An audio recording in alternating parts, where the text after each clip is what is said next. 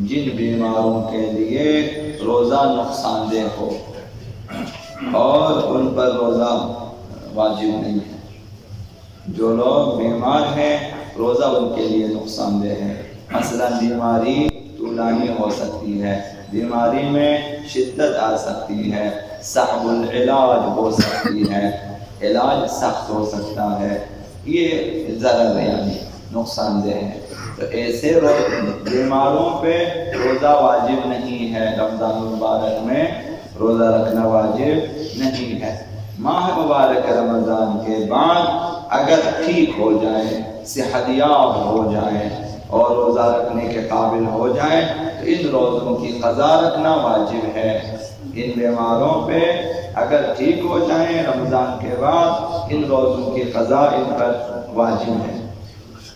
اگر کوئی بیمار رمضان المبارک میں روزہ نہیں رکھتا مثلا لیکن ظہر سے پہلے ٹھیک ہو جائے، وہ قبل الظہر ٹھیک ہو جائے اور صبح سے ابھی تک کوئی مبتل روزہ کام انجام نہیں دیا، اس نے کچھ کھایا پیا نہیں ہے، کچھ نہیں کیا، تو واجب ہے کہ وہ روزے کی نیت کرے اور روزہ رکھے۔ چونکہ ٹھیک ہو گیا ہے اور مبتل روزہ کوئی کام انجام نہیں دیا، بس روزے کی نیت کریں کہ میں مغرب تک جو ہے روزہ رکھوں گا، خدا تعالیٰ کی جو اطاعت میں فرمان برداری میں خوشنودی کے لیے نیت کرے۔ اگر کوئی بیمار بعد الظہر ٹھیک ہو جائے، روزہ نہیں رکھتا تھا، اب بعد الظہر اس کی بیماری ٹھیک ہو گئی، روزہ رکھنے کے قابل ہوا، اس دن کا روزہ واجب نہیں ہے۔ قبل الظہر ٹھیک ہو جائے روزہ رکھنا چاہیے اگر روزے کو باطل کرنے والا کوئی کام نہ کیا ہو۔ بعد الظہر اگر ٹھیک ہو جائے تو وہ روزہ نہیں رکھ سکتا، واجب نہیں ہے، نہ رکھے بھی صحیح، بعد الظہر روزہ نہ، چاہے مبتل روزہ کا انجام دیا ہو یا نہ دیا ہو، مثلا بعد الظہر ٹھیک ہونے کی صورت میں واجب نہیں ہے۔ اب چونکہ اس بیماروں پہ قضا واجب ہے، اگر سال گزر جائے، رمضان داخل ہو جائے، بیماری ٹھیک نہ ہو جائے، وہی بیماری ہے اس پر، اس سال رمضان میں بیمار تھا، اگلے سال رمضان داخل ہوا، اس کی بیماری ٹھیک نہ ہو سکی، تو وہ جو 1 مہینے کا روزہ اس نے نہیں رکھا ہے ان کی قضا بھی اس پر واجب نہیں ہے۔ اب قضا رکھنے کی ضرورت نہیں ہے، وہ پورا مہینہ ہو گیا معاف اس کی طرف سے۔ لیکن جب رمضان داخل ہو جائے قضا تو ختم، اور مد واجب ہے کہ ہر دن کے حساب سے 750 گرام روٹی یا آٹا مثلا کسی مستحق مومن نمازی فقیر کو دینا چاہیے، یہ واجب ہے۔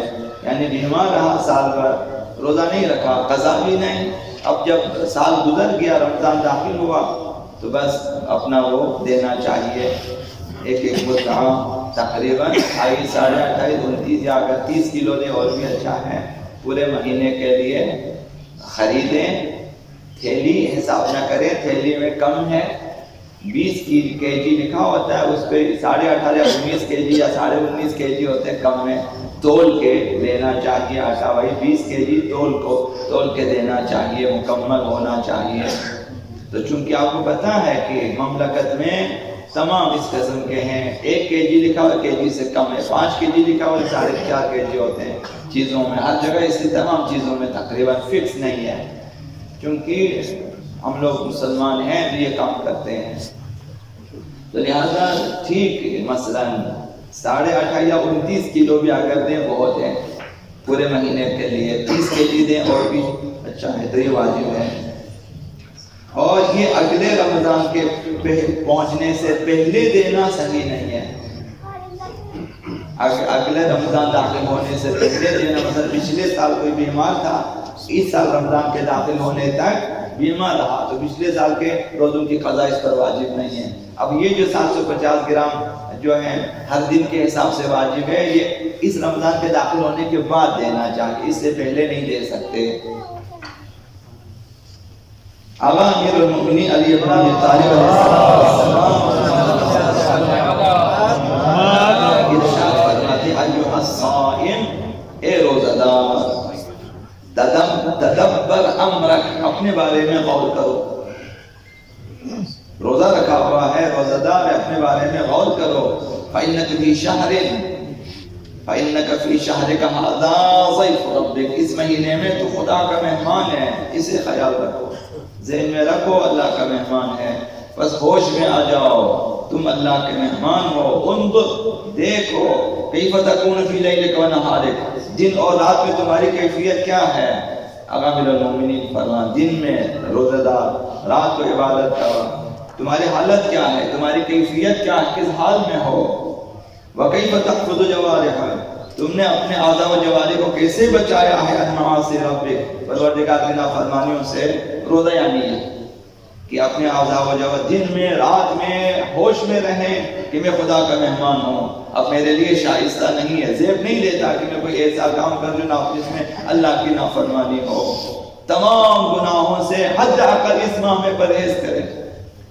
ایک مہینہ مہمان خدا بن کر دکھا دیں، ایک مہینہ گناہوں سے پرہیز کر کے دکھائیں، اپنا ایک ریکارڈ قائم کریں. بھئی میں نے پورا مہینہ گناہ نہیں کیا، ایک ریکارڈ اپنے لیے قائم کریں. یا امیر المومنین نے فرمایا کہ کیف تحفظ جوارحک عن معاصی ربک، کس طرح تو نے اپنے اعضاء و جوارح کو گناہوں سے بچایا ہے. یہ خیال رہو، چونکہ افضل ترین عبادت اور عمل اس ماہ میں گناہوں سے بچنا ہے. بے شک دعائیں نہ پڑھیں، بے شک آپ سحری کی دعائیں، بے شک آپ نوافل نہ پڑھیں، بے شک اگر گناہوں سے بچنے کا اہتمام کیا، عزم کیا، وہ عبادت بہت بڑی ہے. ان عبادتوں سے بڑھ کر ہے، ان دعاؤں سے بھی بڑھ کر ہے. ہم لوگ ایسے ہیں کہ دعا خوانی کو سب کچھ سمجھتے ہیں، بھلے سمجھ میں آتی ہو دعا یا نہ آتی، پرواہ نہیں ہے. عربی پڑھنا ہے، پڑھنا بس یہ سب کچھ ہے. یہ اشتباہ ہے. اگر عربی سمجھ میں نہیں آتی ہے، ترجمہ پڑھ کے خدا متعال دعا مانگے کہ اس میں کیا لکھا ہوا ہے. اللہم ارزقنا حج بیتک الحرام مثلا لکھا ہوا ہے. اگر سمجھ نہیں آتی اردو میں پڑھے خدا مجھے اس سال حج کی توفیق نہیں ہے، دعا مانگے وہ بہتر ہے بنسبت عربی پڑھنے کے. کیا فائدہ ہے. لیکن گناہوں سے بچنا ان دعاؤں سے بھی افضل ہے. کچھ بھی نہ کریں، یہ عزم کریں کہ میں نے گناہ نہیں کرنے. امیر المومنین نے پوچھا پیغمبر اسلام سے کہ اس ماہ میں سب سے بہتر عبادت، پیغمبر اسلام نے افضل الاعمال بهذا الشهر الورع عن محارم اللہ. امیر المومنین سے فرمایا پیغمبر اسلام نے کہ اس ماہ میں سب سے افضل یعنی بہترین و برترین عمل جو ہے محرمات الہیہ سے بچنا ہے. کہ آنکھوں کے ذریعہ، زبان مثلا کان، کسی بھی عزم کے ذریعہ گناہ نہ ہو. آنکھوں سے بھی گناہ نہ ہو، کانوں سے بھی گناہ نہ ہو، مثلا کوئی ساز و آواز نہ سنے، زبان پہ کوئی بات تہمت وغیرہ نہ آ جائے، اور ان قدموں سے چل کر گناہ کی جگہ نہ جائے، ہاتھوں سے کسی کو مارنا ستانا مثلا ایک چیزیں نہ ہو. تو یہ افضل اعمال ہیں. یعنی ایک آپ موازنہ کر سکتے ہیں، ایک شخص نے گناہوں کی پرواہ نہیں کی ہے، ساری دعائیں پڑھی اس نے، نوافل پڑھے، اور مثلا رات کو 6 دن کی نمازیں مثلا پڑھی ہے، اٹھا بیٹھا کس طرح سے کیا ہے، بڑی تیزی سے. بعض اوقات انسان سوچتا ہے کہ اس ایج نماز پڑھنے سے نہ پڑھنا بہتر ہے. اتنی اسپیڈ میں آپ 120 کی اسپیڈ میں کون سی نماز پڑھ رہے ہیں آپ؟ نہ توجہ ہے نہ اور کچھ ہے، چونکہ 6 دن مکمل کرنا ہوتا ہے ہمیں، یا مثلا 100 رکعتیں مکمل کرنی ہوتی ہیں. بہتر ہے کہ آپ 50 رکعتیں پڑھیں اور اطمینان سے پڑھیں، تسلی سے پڑھیں، خود کو یقین ہو کہ میری نمازیں ٹھیک ہے انشاءاللہ والعزیز اللہ متعال اس طرح سے. دوبارہ ایک شخص گناہوں کی پرواہ نہیں کرتا، وہ ساری دعائیں پڑھ لیتا ہے، نمازیں جو ہیں یہ 100 رکعتیں بھی اس نے پڑھ لیا. ایک شخص نے یہ تہیہ کیا ہوا کہ میں نے گناہ نہیں کرنی ہے اس مہینے میں، وہ بہتر ہے. ان تمام عبادتوں سے محمد اسلام نے فرمایا یہ بہتر ہے. تو لہذا جو ہے فرمایا انظر اللہ یکتفون باللیل نائما وبالنہار غافلا. امیر المومنین نے فرمایا خیال رکھو کہ رات کو سونے میں اور دن کو غفلت میں نہ گزارے. کچھ لوگ ٹائم پاس کرنے کے لیے جاتے ہیں، پتھر بازی کرتے ہیں، سنگ بازی کرتے ہیں، کچھ لوگ لڈو کھیلتے ہیں، کچھ لوگ ٹائم پاس نہیں ہوتا. لوگوں کے پاس ٹائم کم ہے اور ان کا ٹائم اس قدر زیادہ کو پاس نہیں ہوتا، پاس کرنا چاہیے. یہ غفلت ہے. غفلت انہیں کہتے ہیں بہت سارا کام ہو چکا، کوئی کام نہیں، اب ٹائم پاس کریں. مثلا لڈو کھیلتے ہیں، کچھ لوگ تاش کھیلتے ہیں، کچھ لوگ مثلا شطرنج بھی مثلا کھیلتے ہیں، یا کوئی سنوکر کھیلتے ہیں، یا کچھ ایسی چیزیں، کچھ چیزیں حرام ہیں، کچھ چیزیں حلال ہیں، تو معنی لہو و لعب ہے. تو یہ لوگ غفلت میں ہیں. ختم قرآن کریں نہیں کر سکتے، حداقل دورہ قرآن میں شامل ہو جائیں، شریک ہو جائیں. خالی بیٹھے ادھر قاریان قرآن پڑھ رہے ہیں، آپ بیٹھے اس محفل میں بیٹھے، نورانیت ہے اسی میں بیٹھے. میں ادھر بیٹھ جاتا ہوں، نہیں پڑھ سکتے مت پڑھیں. ہاں مثلا بیٹھے. فرمایا کہ دیکھو ایسا نہ ہو کہ رات کو سویا رہے، دن کو غفلت میں رہے. فَيَنْقَضِي شَهْرُ وَقَدْ بَقِيَ عَلَيْكَ وِزْرُ. اگر میں نے فرمایا کہ ایسا نہ ہو کہ یہ مہینہ گزر جائے اور تمہارے گناہ وہی باقی رہے، تمہاری گردن باقی. ایسا نہ ہو. اس معنی حتماً سارے گناہ ختم ہونے چاہیے، اصلا پاک ہونا چاہیے، معصوم ہونا چاہیے اصلا. یعنی اس ماہ میں خدا متعال نے ایسا اہتمام کیا ہے ہمارے لیے کہ سارے گناہ ختم ہو جائیں. خدا متعال سے ہر دن کہ میرے سارے گناہ معاف ہونے چاہیے، میں کوئی گناہ نہیں ہونا چاہیے. ایک صدق دل سے ایک توبہ کرے، خدا آئندہ گناہ نہیں کروں گا، میں نہیں کروں گا، سارے گناہ میرے بخش دیں. اگر کسی کا بھی کوئی حق ہے دے دیں. اس ماہ میں حق اللہ ہے، خمس زکوٰۃ دے دیں. اگر حق الناس ہے، رشتہ داروں کے حقوق ہے دے دیں. قرضے ہیں جو کچھ بھی دے دیں، پاک کر دیں. ایک دفعہ اپنے آپ کو ایک دفعہ پاک کر کے تو دیکھیں. قیامت کے دن کہتے خدا ایک دن میں پاک کیا تھا اپنے آپ کو، ایک مہینہ میں پاک کیا تھا. آقا رسول خدا صلی اللہ علیہ وسلم یہ دو باتیں ہیں کہ اگر ایک شخص رمضان مبارک گزرنے پر بھی ناپاک رہے، پاک نہ ہو گناہوں سے، اس کے لیے فرمائے ان الشقی، شقی نے بدبخت، ان ناکام، ان نامرا شخص، ان شقی من حرم غفران اللہ کی هذا الشهر العظیم. اس عظیم ماہ خدا میں بخشش اور مغفرت خدا سے محروم رہے، سب سے بدبخت وہی شخص ہے. جسے پتہ ہی نہیں کہ اس ماہ میں گناہ بخشے جاتے ہیں، اصلا وہ باور نہیں کرتا. خدا کو ہم جیسا سمجھ رہا ہے کہ ہم ایک بندہ آتا ہے التماس کرتا ہے یار مجھے بخش دو، نہیں بخشوں گا. سب سمجھا خدا بھی اس طرح ہے.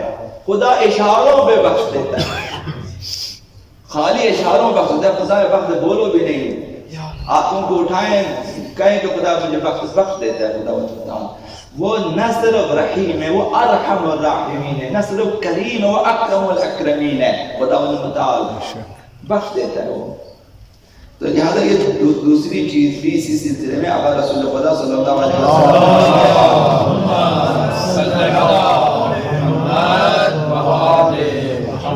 فرمایا راغم انف رجل دخل علیہ رمضان ثم انسلخ قبل ان يغفر له. ذلیل ہے، خوار ہے وہ شخص، پست ہے وہ شخص کہ رمضان داخل ہو جائے اور انہیں بخشا جائے.